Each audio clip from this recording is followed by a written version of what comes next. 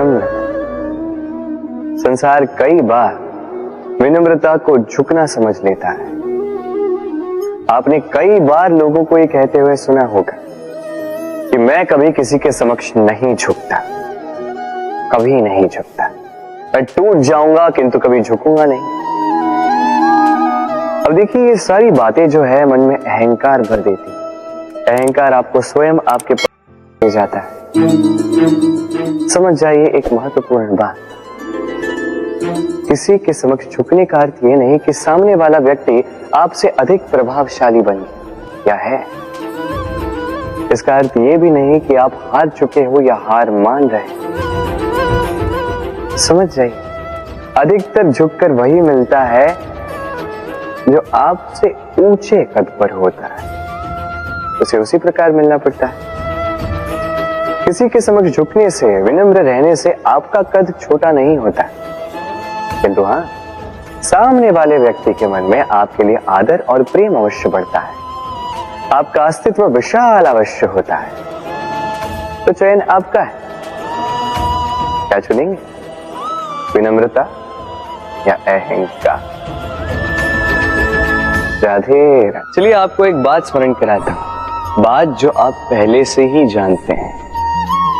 कैसी विचित्र बात है ना। देखिए, आप इस संसार में आने से पूर्व भी ये संसार था, आप इस संसार से जब जाएंगे उसके पश्चात भी संसार रहेगा। अर्थात आपके आने से पूर्व और आपके जाने के पश्चात का समय आपके हाथ में है नहीं। तो आपके हाथ में है क्या? आपके हाथ में है वो समय जिसे आप अभी जी रहे हैं, वो समय जहां आप मुझे सुन रहे हैं, वो समय जहां मैं आपसे बात कर रहा हूं। बस यही आपके हाथ में है। अब इसका आप क्या करेंगे? चिंता करके नष्ट करेंगे? मैं तो यही कहूंगा कि आपको चिंतन करना चाहिए। चिंतन करें कि कैसे इस समय का अधिक से अधिक सदुपयोग किया जा सके, कैसे अधिक से अधिक महान कार्य हम कर सकें, शुभ कर्म कर सकें, कैसे हम सब में आनंद बांट सकें। स्मरण रखिएगा, ये चिंता चिता तक ले जाती है और चिंतन मन को कुंदन बना देता है। राधे राधे। इस कोमल घास को देख रहे हैं, इतनी कोमल कि कोई बालक भी आके इस पर बैठ जाए तो ये दब जाती। एक छोटा सा चूहा कहीं से आ जाए, अपने दांतों से इसे काट सकता है, और यदि कोई हाथी आ गया तो बड़ी सरलता से इसे जड़ से उखाड़ कर फेंक सकता है ना? अब देखिए,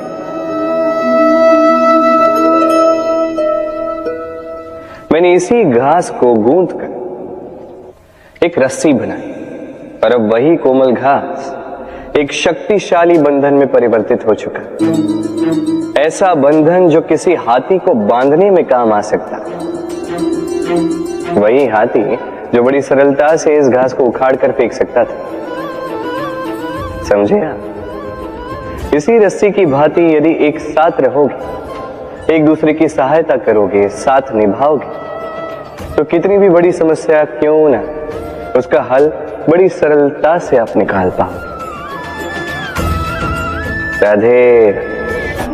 जब भी हम किसी वृक्ष को देखते हैं, सर्वप्रथम हमारी दृष्टि पड़ती है उसके पुष्पों पर, हरे भरे पत्तों पर, रसीले फलों पर, किंतु वो कठोर, वो निस्वार्थ जड़, उससे तो हम कभी आकर्षित होते ही नहीं। अब क्या इसका अर्थ ये है कि जिसने बलिदान दिया, जो उस वृक्ष की नींव है, जिसने उस वृक्ष को बढ़ाया, उसका कोई मोल ही नहीं।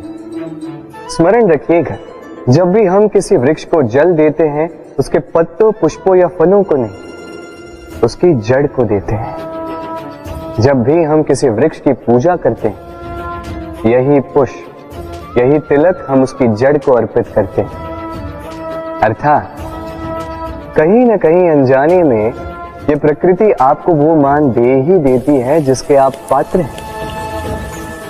और इसीलिए तो मैं कहता, तो कर्म किए जा, तू फल की चिंता ना कर, तुझे वो मान अवश्य मिलेगा जिसका तू पात्र है, बस विश्वास कर।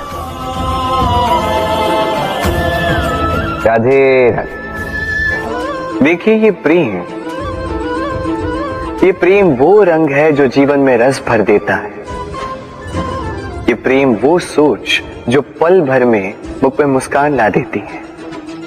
प्रेम वो पुष्प है जो मन की बगिया को खिला देती है। प्रेम वो सोच जो एक ही क्षण में संसार में आपको सबसे अधिक संपन्न अनुभव करवाती है। ये प्रेम वो जो तपते मरुस्थल में आपको जीवित रखे। ये प्रेम वो जो आपकी आत्मा को तृप्त कर दे। ये प्रेम वो जो आपके मुख पर मुस्कान ला दे, जैसे अभी इस समय राधा मेरे मुख पर ले